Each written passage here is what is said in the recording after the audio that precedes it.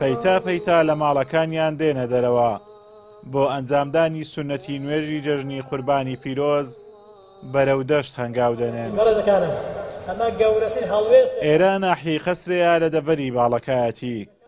نوێژخوێنانی مزگەوتی گەورەی قەسرێ وەک زیندووکردنەوەی سونەتی پێغەمبەر درود و سەلامی خوای لەسەر بێ نوێژی جەژنیان لە دەرەوەی مزگەوت ئەنجامدا.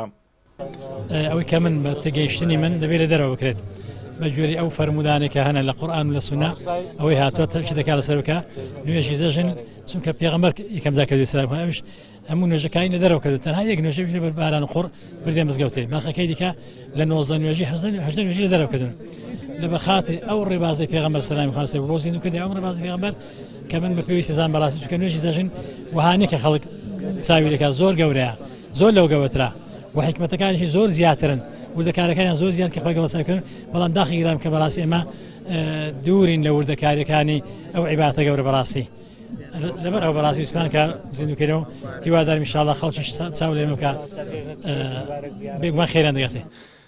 ئێمە ژووک و هاوڵاتیانی قەسرێ ئەگەر یەکەم شوێن نەبووبین لە یەکەمەکانی کوردستانین کە بەردەوام ئەو سونەتە لە دەرەوە زیندوو ئەەکەینەوە. مەبەست لە زیندووکردنەوەی ئەو سونەتە یەکەم شت ئەوەیە کە پێغەمبەرمان دوتخوا لەسەر بێ ئەنجامیەوە دووەمیشت بەهێزکردن و فتەوکردنی ڕێز و خۆشەویستی و میهرەبانی لە نێوان تاکەکانی کۆمەڵگایە کە وای کردی ئێمە بین هەمومان پێکەوە بە یەک دەست یەک ڕنگ بین لە دەرەوە لە ناو سروش نوێژی جەژن ئەنجام بدەین. ماوەستا سڵاوت لێ بێت و جەژنت پیرۆز بێتن. خی گەورە پیرۆز و مبارەکی کاتن ئەگەر جەژنە پیرۆزانی خۆتان بگەێنن. جەژنە پیرۆزانە لە هەموو مسلمانان پیرۆز بی هیوادارین ببیتە مای بەختەوەری لە هەموو مسلمانان. پیرۆزە ئیشاءالله پیرۆز بی لە هەموو مسلمانان.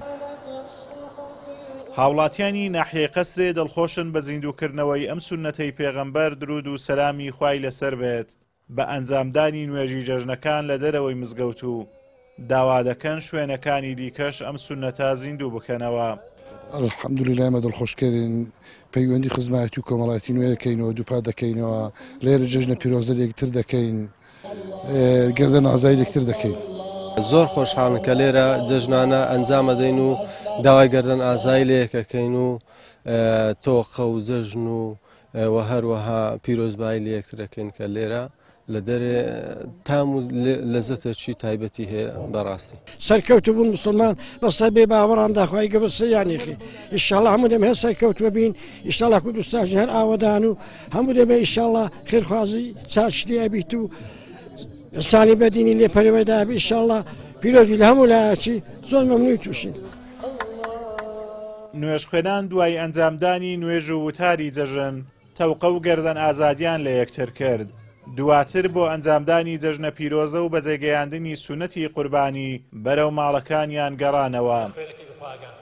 ئەنجامدانی نوێژەکانی جەژن لە دەرەوەی مزگەوت لە دەشت و دەر لە نێوباخ و پارک و شوێنەکراوەکاندا سونەتە و باشترە و جۆرێکیشە لە دەربڕینی خۆشی و نیشاندانی بە گەورەکردنی ئەو دروشمەی ئیسلامە. ئازادۆمەراوی کەناڵی ئاسمانی پەیام ناحیەی قەسرێ لە دەڤەری باڵەکایەتی.